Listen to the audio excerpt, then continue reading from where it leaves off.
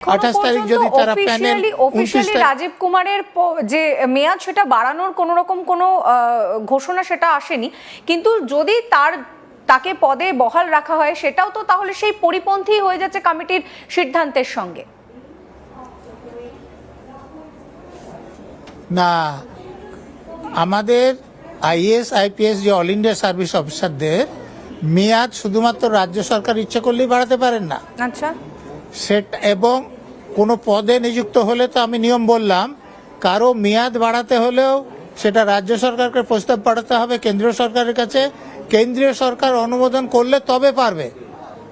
অতএব রাজ্য সরকার ইচ্ছা করলে কাউদের মেয়াদ বাড়িয়ে দিল সেটা পারেন না।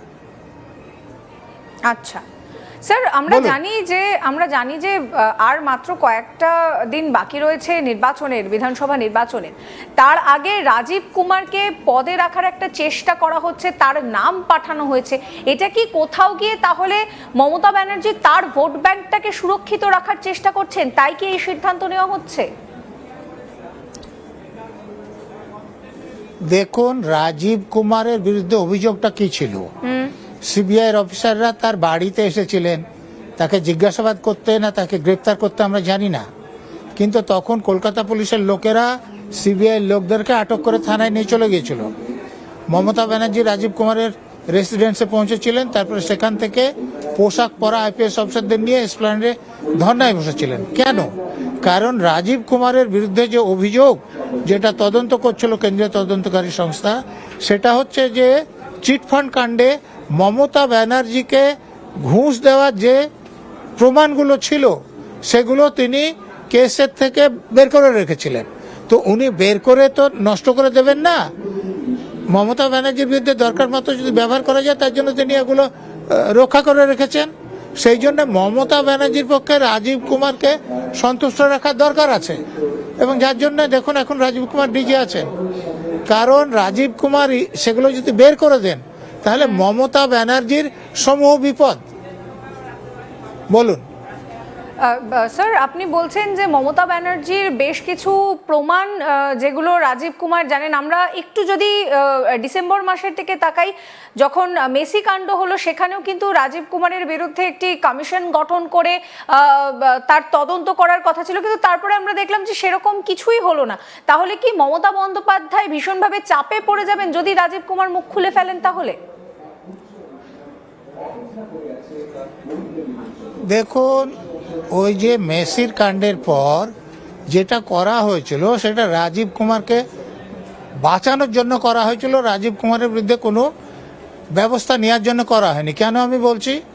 রাজীব কুমারকে আপনারা দেখেছেন যে মেসির কাছে গিয়ে প্লিজ প্লিজ করছেন সাদা পোশাকে। ল অ্যান্ড অর্ডার ডিউটি সাদা পোশাকে হয় না। তিনি পোশাক পরে যাননি, তার মানে ওখানে ডিউটি করতে যাননি। তাহলে যেখানে মেসি ছিলেন সে তার প্রক্সিমিটিতে, সেখানে যাওয়ার জন্য 10 লাখ টাকার করে টিকিট বিক্রি হয়েছিল। তাহলে তিনি যদি 10 লাখ টাকার টিকিট কিনে ওখানে যান তাহলে এক কথা, তো 10 লাখ টাকার টিকিট তিনি কিনেছেন এটা জানা যাচ্ছে না। তাহলে ওখানে যিনি গিয়েছিলেন সেটা ওনার বেআইনি প্রবেশ ছিল। তো এই ব্যাপারে তদন্ত করে তার সাজা হতে পারে। এইটা থেকে বাঁচানোর জন্য রাজ্য সরকার তড়িঘড়ি তাকে একদিনের মধ্যে উত্তর দিতে বলেন, এবং নিশ্চয় রাজ্য সরকার এতদিনে বলে দিয়েছেন যে তার বিরুদ্ধে কিছু দোষ পাওয়া যায়নি। তো তাকে বাঁচানোর জন্য এটা করা হয়েছিল, তার বিরুদ্ধে ব্যবস্থা নেওয়ার জন্য করা হয়নি। বলুন স্যার, সেক্ষেত্রে দাঁড়িয়ে আরও এই তালিকায় তো আরও 7 জনের নাম রয়েছে, তাদের মধ্যে থেকে কাউকে যদি এই স্থায়ী পদ দেওয়া হয় তাহলে কি আপনার মনে হচ্ছে মমতা বন্দ্যোপাধ্যায় রাজীব কুমারকে সন্তুষ্ট রাখার জন্য তাকে অন্য কোনো গুরুত্বপূর্ণ ভালো পদ দিতে পারে, নিরাপত্তা সচিব বা এই ধরনের কোনো ভালো পদ দিতে পারে? এর আগে যিনি চিফ সেক্রেটারি ছিলেন তাকে তো পদ দেওয়া হয়েছে। এর আগে তারও আগে যিনি চিফ সেক্রেটারি ছিলেন তাকে তো পদ দিয়ে বসিয়ে রাখা হয়েছে।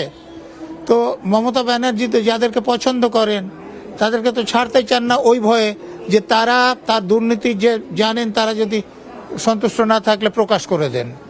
তো রাজীব কুমারের নাম রাজ্য সরকার পাঠাতে হলে অন্তত তার 6 মাস চাকরি থাকতে হবে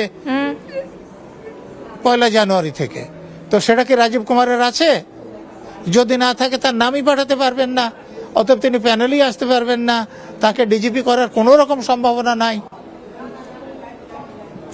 আইনতভাবে, বেআইনিভাবে অনেক কিছু করতে পারেন।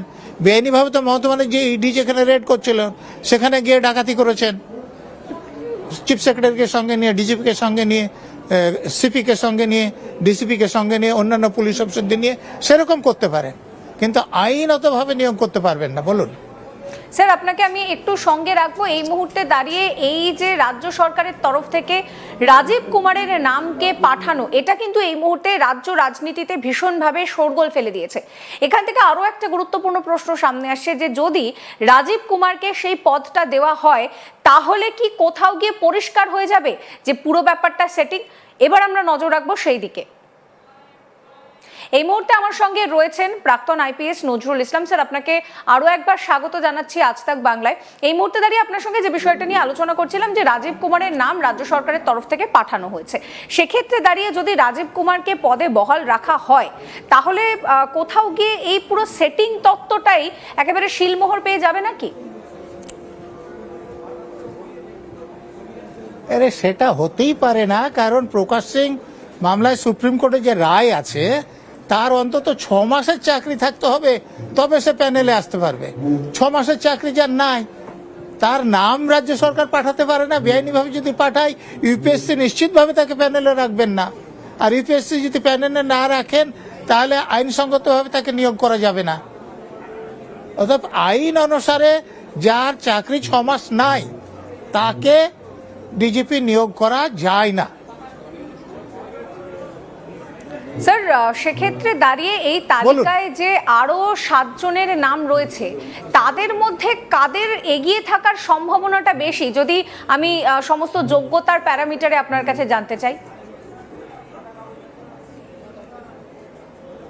দেখুন, আমি তো বললাম যে সুপ্রিম কোর্টের যে যোগ্যতা আছে অন্তত 6 মাস চাকরি থাকতে হবে, এবং তাদের যে পারফরমেন্স অ্যাপ্রোজাল রিপোর্ট সেটা কার কীরকম আছে, কারো কোনো সাজা আছে কিনা, তিনি কীরকম কাজ করেছেন, এই সম্পূর্ণ ট্র্যাক রেকর্ড দেখে ইউপিএসসি প্যানেল করেন। তো তাদের এই রেকর্ডটা না দেখে আমার পক্ষে কার সম্ভাবনা আছে এটা বলা একদমই উচিত হবে না। বলুন। হ্যাঁ, বলুন বলুন।